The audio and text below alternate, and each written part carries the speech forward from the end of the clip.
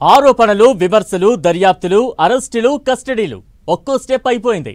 ఎప్పటినుంచో లిక్కర్ కేసులో ప్రధానంగా పేరు వినిపిస్తోన్న ఎంపీ మిథున్ రెడ్డి వంతు కూడా రానివచ్చింది. ఏ4గా ఉన్న ఆయనను కస్టడీకి తీసుకుని కీలక సమాచారం రాబట్టాలని భావిస్తోంది సిట్. ఇక నెక్స్ట్ ఎవరన్నదే ఇప్పుడు కీలకంగా మారింది. జగన్కు అత్యంత సన్నిహితంగా ఉండే సజ్జల రామకృష్ణారెడ్డి పాత్రపై ఇప్పటికే కూపీలాగినట్లు చెబుతున్నారు. ఆ తర్వాత వ్యవహారం జగన్ దాకా వెళ్లొచ్చు అంటున్నారు. ఇంతకు లిక్కర్ స్కామ్లో వాట్ నెక్స్ట్? బిగ్ బాస్ గా చెబుతున్న నేతను నిందితుడిగా చేరుస్తారా?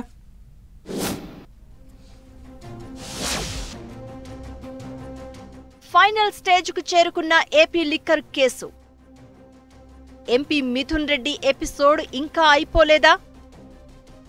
లిక్కర్ కేసులో వాట్ నెక్స్ట్ అనే దానిపై డిస్కషన్. మాజీ సీఎం జగన్ ను నిందితుడిగా చేరుస్తారా? జగన్ సన్నిహితుడు సజ్జలకు ఉచ్చు బిగుస్తోందా? ఏపీ లిక్కర్ రేసులో అసలు ఎపిసోడ్ ఇప్పుడే స్టార్ట్ అయిందంటోంది కూటమి ప్రభుత్వం. ఏడాదిగా ఎన్నో స్టెప్స్ దాటుతూ 6 నెలల కింద సిట్ ఏర్పాటైన తర్వాత విచారణ స్పీడపై అరెస్టులు, ఛార్జ్ షీట్ల దాకా వచ్చింది వ్యవహారం. లిక్కర్ కేసులో కీ రోల్ ప్లే చేసిన వ్యక్తిగా ప్రచారంలో ఉన్న ఎంపీ మిథున్ రెడ్డి దాకా కూడా వచ్చేశారు సిట్ అధికారులు. ఇక లిక్కర్ కేసులో వాట్ నెక్స్ట్ అనేది హాట్ టాపిక్ గా మారింది. ఎంపీ మిథున్ రెడ్డితోనే ఈ కేసు ఆగిపోదని, ఇంకా ఇద్దరు పెద్దల చుట్టూ ఉచ్చు బిగేయడం ఖాయమన్న లీకులు వస్తున్నాయి. జగన్ హయాంలో సీఎంఓలో కీలకంగా పనిచేసిన ధనుంజయ రెడ్డితో పాటు రాజ్ కసిరెడ్డి, జగన్ సన్నిహితుడు చెవిరెడ్డి భాస్కర్ రెడ్డి అరెస్ట్ అయి జైలులో ఉన్నారు. మోహిత్ రెడ్డి ముందస్తు బెయిల్ కోసం ట్రై చేస్తున్నారు. ఈ క్రమంలోనే ఇటు హైకోర్టులో, అటు సుప్రీంకోర్టులో ముందస్తు బెయిల్ దొరకకపోవడంతో సిట్ ముందు విచారణకు హాజరైన ఎంపీ మిథున్ రెడ్డిని పొద్దంతా విచారించింది.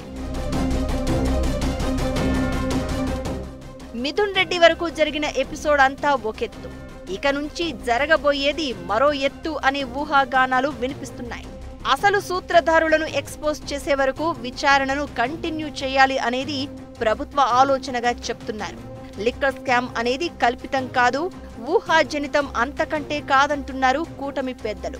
ఇది పక్కా ఆర్గనైజ్డ్ క్రైమ్ అని, ఏం జరిగిందో తెలుగు స్టేట్స్ కే కాదు యావత్ దేశానికి తెలియాల్సిన అవసరం ఉందని, అందుకోసం ఎంపీలు పార్లమెంటులో ఈ అంశాన్ని ప్రస్తావించాలని సీఎం చంద్రబాబు హితబోధ చేశారు. అంటే లిక్కర్ కేసు మిథున్ రెడ్డి వరకే ఆగిపోదని చెప్పకనే చెప్పినట్లయింది. నెక్స్ట్ సిట్ అధికారులు సజ్జల డోర్ నాక్ చేయబోతున్నారన్న టాక్ వినిపిస్తోంది. ఈ విషయంపై ఇప్పటికే సమాచారం తెలుసుకున్న సజ్జల అలర్ట్ గా ఉన్నారని, సిట్ విచారణ తీరుపై ఆరా తీస్తున్నారని, పైగా న్యాయ నిపుణులతో కూడా ఎప్పటికప్పుడు చర్చిస్తున్నారని తెలుస్తోంది. ఇక సజ్జల తర్వాత జగన్ వంతు రావడం పక్కా అనే టాక్ బయలుదేరింది.